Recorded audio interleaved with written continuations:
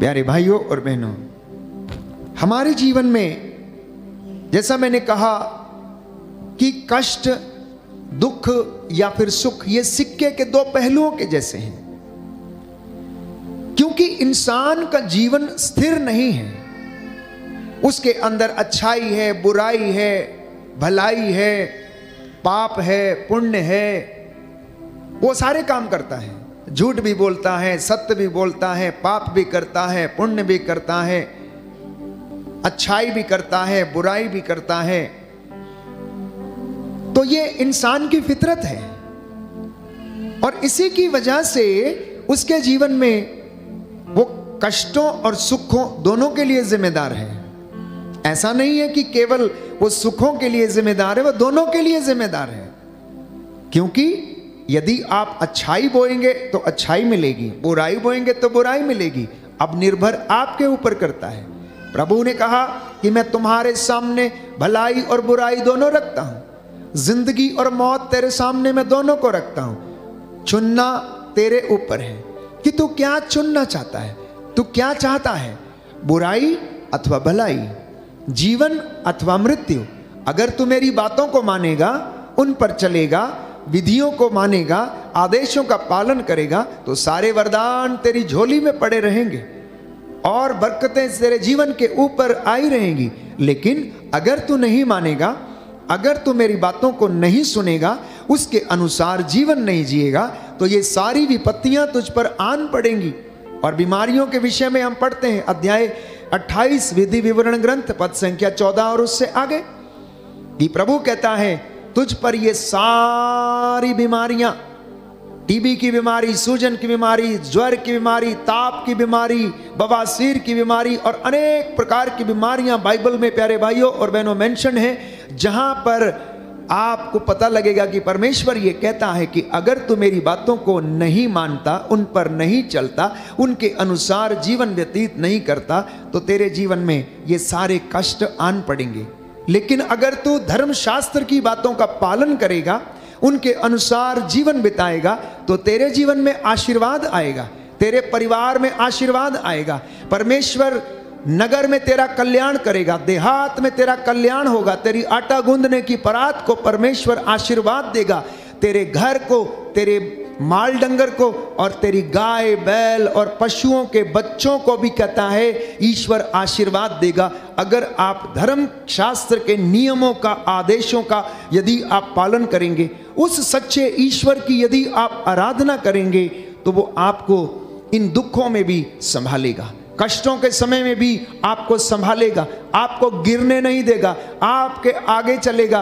क्योंकि उस परमेश्वर ने आपको अपनी हथेलियों पर गढ़ा, आपका नाम उसने अपनी हथेली पर लिखा है, एक एक का नाम उसने अपनी हथेली पर लिखा है। इसलिए प्यारे भाइयों और बहनों, आपके जैसा दूसरा व्यक्ति दुनिया में कोई नहीं मिलेगा।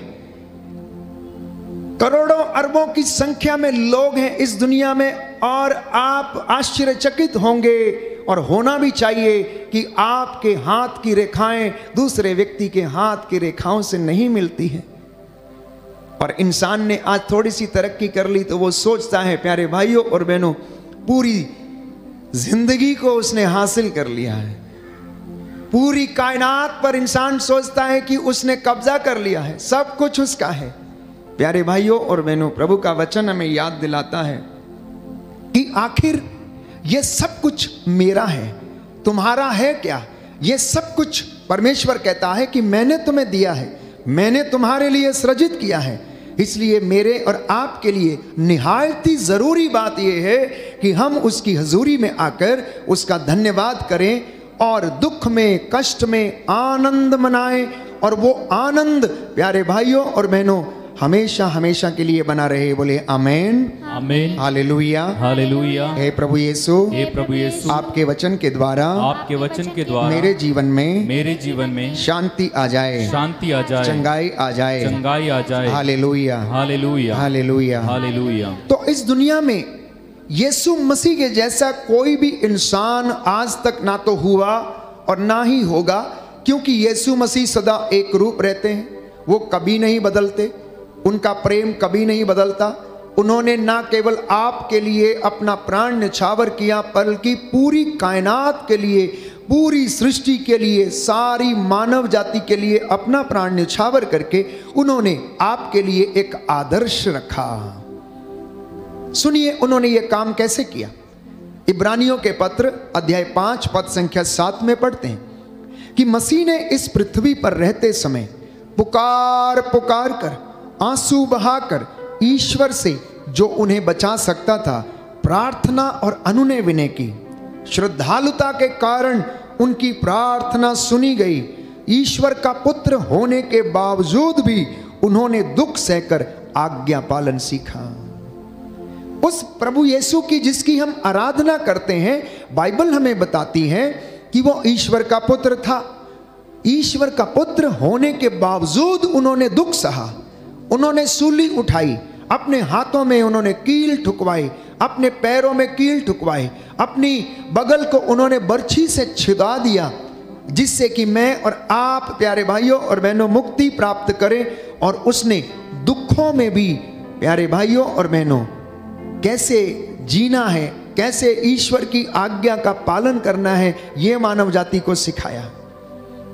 और वो यीशु मसीह ये कहता है कि अपने मित्रों के लिए प्राण अर्पित करने से बड़ा किसी दूसरे का प्रेम नहीं है। लेकिन हमारी दुनिया में क्या होता है, एक मित्र दूसरे मित्र के ही सीने में छुरा घोंप देता है, एक भाई दूसरे भाई के सीने में ही छुरा घोंप देता है। लालच के कारण, घमंड के कारण, ईर्ष्या के कारण, अहंकार के कारण, संपत्ति में के कारण, पारिवारिक बपौती जो उसे प्राप्त हुई है उसमें जो विवाद है, उसके अनुसार इंसान इंसान का दुश्मन बना हुआ है। इंसान इंसान का दुश्मन बना हुआ है। प्यारे भाइयों और बहनों, अय्यूब के ग्रंथ अध्याय 1 में हम पढ़ते हैं कि अय्यूब का सब कुछ नष्ट हो गया था, उसके शरीर पर फोड़े निकल आए थे, भयंकर यंत्रणा वो सह रहा था। लेकिन बाइबल हमें बताती है कि फिर भी उसने ईश्वर पर दोष नहीं लगाया।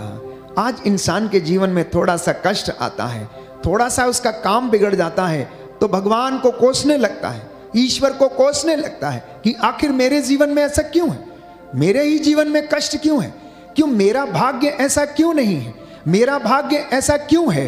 प्यारे भाइयों और बहनों, बाइबल हमें बताती है कि तुम में से कुछ लोग अपने कुकर्मों के कारण दुख भोग रहे हो। ईश्वर नहीं चाहता कि आप दुख भोगें। इंसान अपनी ही गलतियों के कारण दुख भोगता है, अपने ही कुकर्मों के कारण बीमार पड़े हुए हैं, किसी दूसरे व्यक्ति की वजह से नहीं। आप अपने आप से पूछिए प्यारे भाइयों और बहनों कि हमारे जीवन में कमी कहां पर है। अपने आप को धर्मशास्त्र के साथ तुलना करके देखिए, धर्मशास्त्र को अपने सामने रखिए आईने के समान और अपना चेहरा उसमें देखने की कोशिश करें। अपने चरित्र को अगर क्रॉस चेक करना है, मैं बार बार यही कहता हूं, तो बाइबल खोल के अपने सामने रखिए और उसके अनुसार अपने चरित्र को, अपने व्यवहार को, अपनी बोली को, अपनी धार्मिकता को, अपने दान पुण्य के कामों को आप उसके साथ क्रॉस चेक करें, आप उसके साथ परखें। क्योंकि प्रभु तो चुनौती देता है, तुम्हें विश्वास नहीं है, कहता आओ और परख कर देख लो, आओ और परख कर देख लो। अगर आपको विश्वास नहीं है तो प्रभु इतना भी कहता है कि तुम आओ और परख कर देखो कि परमेश्वर कितना भला है। और अय्यूब के ग्रंथ में हम पढ़ते हैं प्रियजनों कि अय्यूब ने कभी शिकायत नहीं की। शैतान ने उसको परखा, उसे प्रलोभन दिया, लेकिन वो ईश्वर के प्रति ईमानदार रहा। आज कितने लोग हैं जो ईश्वर के प्रति ईमानदार हैं। मैं समझता हूं कि ईश्वर के प्रति ईमानदारी की बात तो दूर, इंसान खुद से भी वफादार नहीं है। इंसान खुद से ईमानदार नहीं है, वो खुद से अपने आप को धोखा देता है। इंसान अपनी ही बातों से खुद को धोखा देता है और ईमानदारी अपने ही साथ नहीं बरतता। इंसान अपने ही घर में ईमानदार नहीं है, वो झूठ बोलता है, परिवार वालों को अधिकांशतः धोखा देता है। दंपति, पति और पत्नी एक दूसरे को धोखा देते हैं जब वो गलत रिश्तों में, व्यभिचार में रहते हैं, जब वो एक दूसरे से अपनी बातों को छिपाते हैं। आज प्यारे भाइयों और बहनों, इस पूरी दुनिया में धोखे का पर्दा पड़ा हुआ है। एक दूसरे को मारने, काटने, अत्याचार करने, गिराने, स्वार्थपरता का पर्दा लोगों की आंखों पर पड़ा हुआ है। और इसलिए मैं कहता हूं कि इंसान परमेश्वर से वफादारी तो दूर, वो खुद से ईमानदार नहीं है, खुद से वफादार नहीं है, अपने परिवार से वफादार नहीं है, बच्चों के साथ वफादार नहीं है। क्यों? क्योंकि जिम्मेदारियों को पूरा नहीं करता है। एक बाप होने की जिम्मेदारी वो निभाने में असमर्थ है। अधिकांशतः माताएं अपनी मां या अपने मातृत्व की जिम्मेदारियों को निभाने में असमर्थ हैं। पर याद रखिए, ऐसा क्यों है? संत पौलुस कहता है, जान लीजिए ये दिन बुरे हैं, ये दिन बुरे हैं। वर्तमान समय का पूरा पूरा लाभ आप लोग उठाएं, बाद में ये मौका नहीं मिलेगा, बाद में ये मौका नहीं मिलेगा। इसलिए वर्तमान समय का लाभ आप लोग उठाएं। तो हमारे जीवन में कुछ कष्ट परमेश्वर की ओर से आते हैं। वो इसलिए आते हैं कि बाइबल हमें बताती है कि जब एक व्यक्ति से पूछा गया, प्रभु की परीक्षा लेते हुए उन्होंने पूछा कि आप प्रभु गुरुवर ये बताइए कि इस बच्चे के जीवन में ये अंधापन क्यों है? क्या ये बचपन से अंधा है, या इसके माता ने पाप किया है, पिता ने पाप किया, या इस बच्चे ने पाप किया है? तो प्रभु यीशु ने जवाब दिया कि ये बीमारी इसके घर में इसलिए आई है ताकि ईश्वर की महिमा इसके घर में प्रकट हो जाए, ये चंगा हो जाए, इसलिए इसके घर में ये बीमारी आई है। तो प्रभु ये कहता है कि मैं तेरी परख करता हूं, किसमें? दुख की भट्टी में, आग की भट्टी में मैं तेरी परख नहीं करता हूं। तो परमेश्वर ये कहता है कि मैंने तुझसे क्रोध के आवेश में, गुस्से के कारण मैंने अपना दाहिना हाथ जो सामर्थ्यवान है उसको पीछे खींच लिया था और मैंने इनके जीवन में दुख आने दिया। मैं देखना चाहता था कि मेरी अपनी प्रजा, मेरी चुनी हुई प्रजा क्या मेरे पास वापस लौटकर आती है या नहीं आती है। तो प्रियजनों, हर दुख ईश्वर की ओर से नहीं है, यह भी याद रखिएगा। हर दुख ईश्वर की ओर से नहीं आता।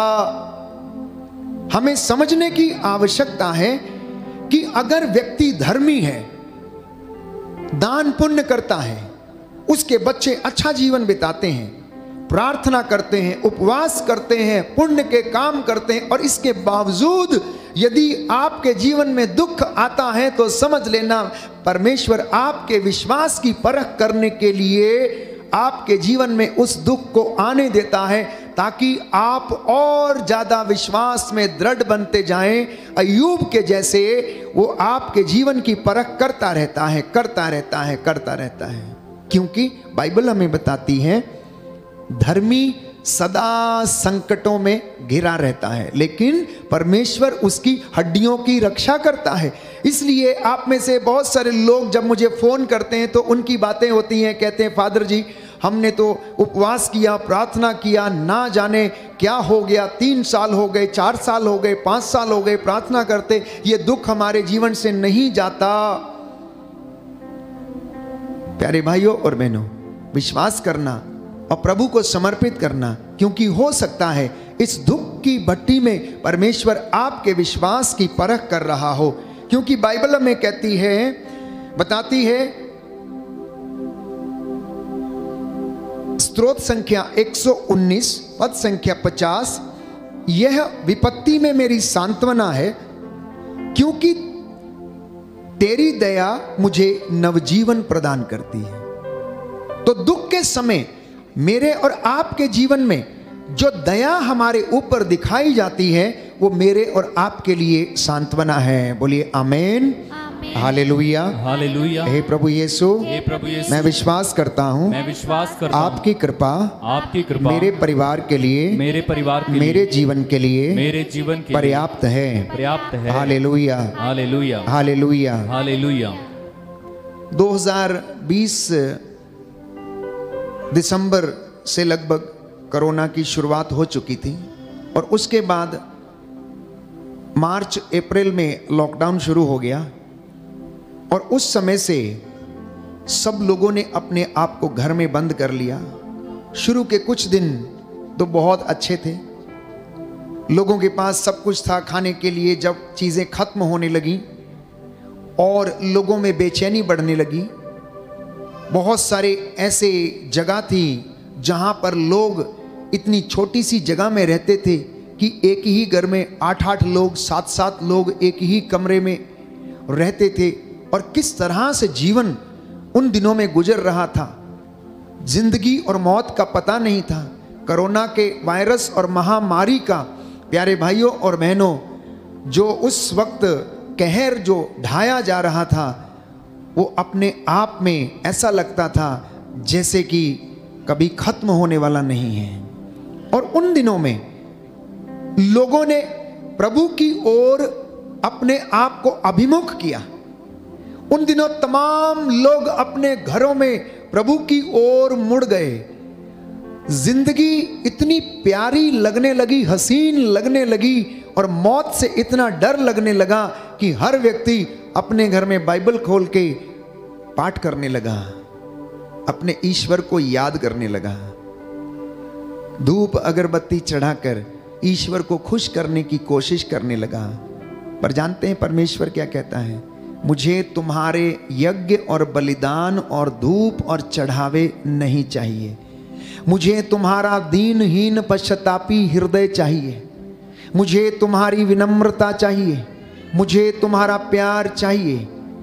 प्यारे भाइयों और बहनों, महामारी के इन दिनों में इंसान ऐसी त्रासदी से गुजरा कि उसको अपने जीवन का ठिकाना तक पता नहीं था और वो परमेश्वर की ओर मुड़ा।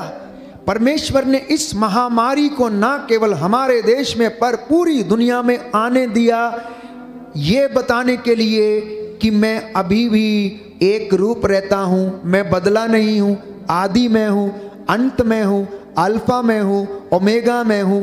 मेरी मर्जी के बिना इस संसार में, इस सृष्टि में एक पत्ता भी नहीं हिलता है। ओ इंसान, ओ मिट्टी के पुतले, ओ चलते फिरते मिट्टी के पुतले, तू जान ले कि मैं अभी भी स्वर्ग पर विराजमान हूँ। मेरी आंखें सब कुछ देखती हैं। देख, मैंने तेरा घमंड चूर करने के लिए ये महामारी का कहर तुझ पर ढाया और तुझे अपने चरणों पर आने के लिए मैंने मजबूर किया, जिससे कि तू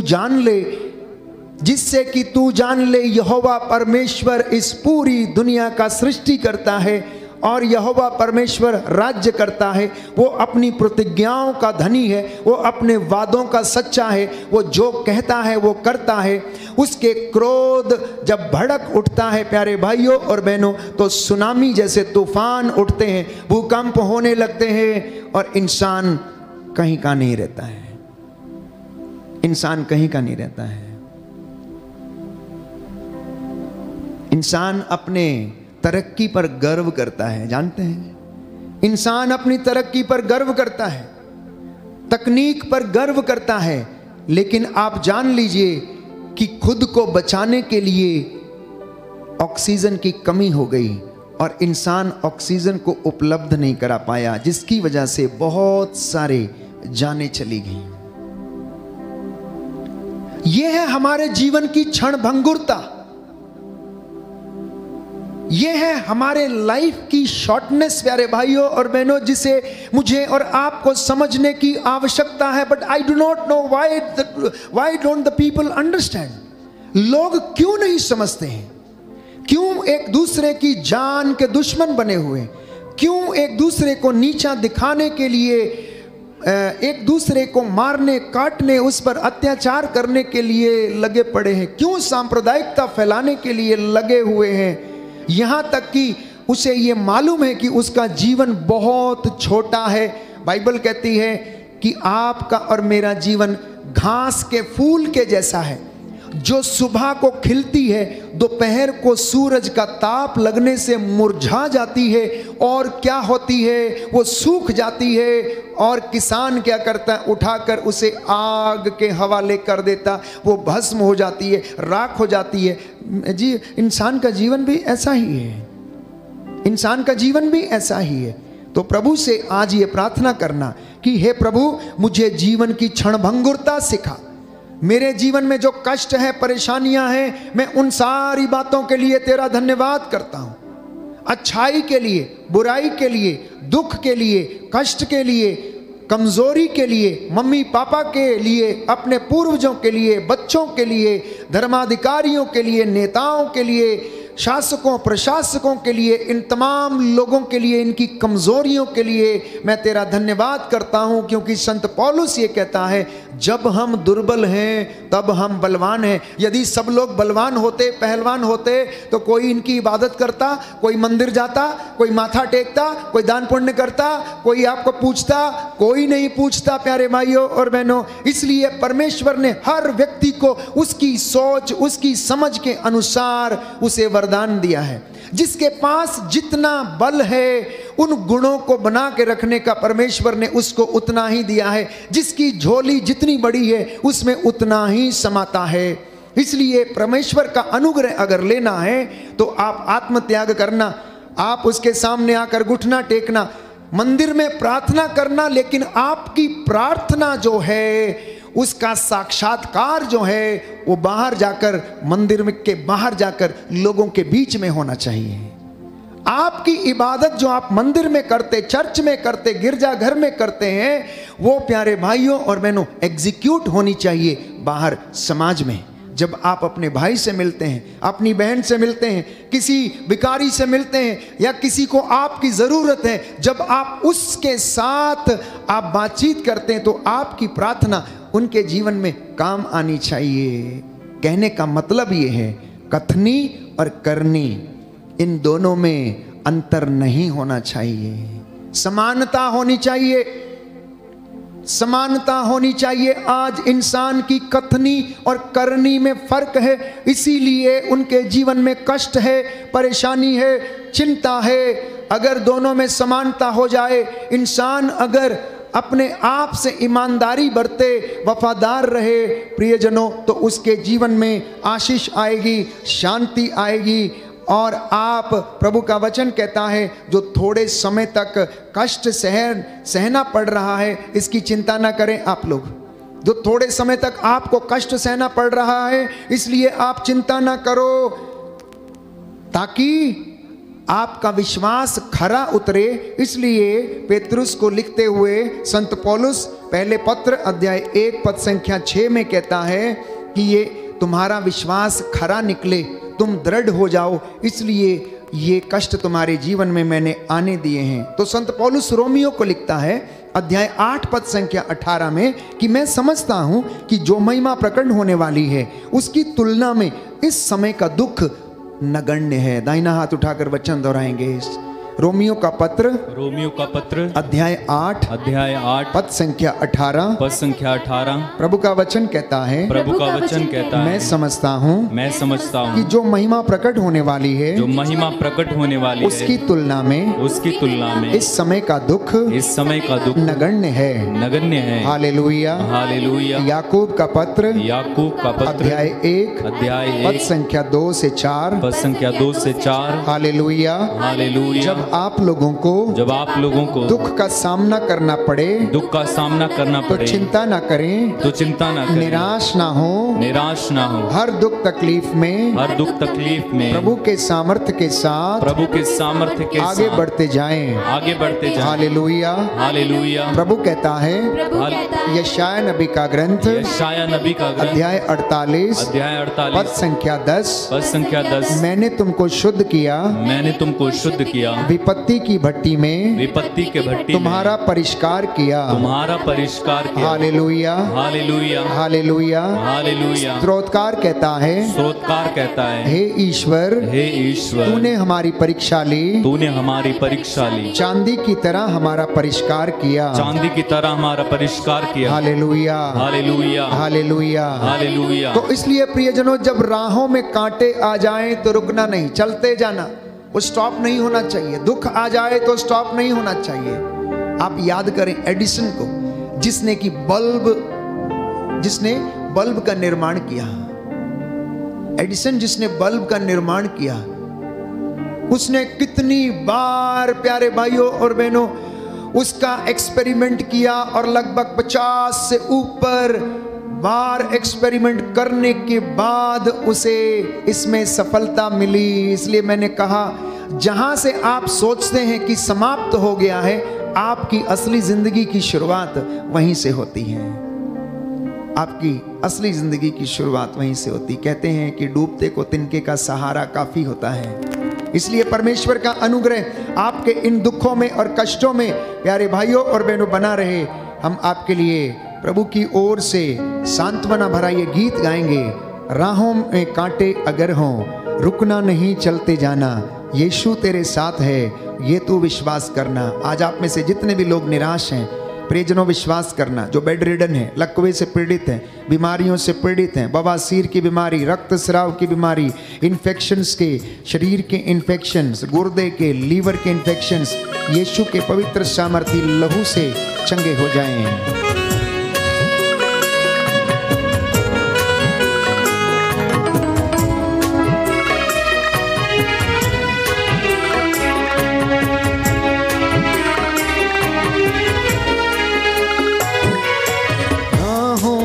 कांटे अगर हों, रुकना नहीं चलते जाना,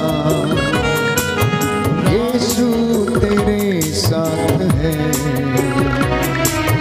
ये तू विश्वास करना। संसार के अंत तक वो तेरे साथ है। राहों में कांटे अगर हो, रुकना नहीं चल जाना, यीशु तेरे साथ है, ये तू विश्वास करना। संसार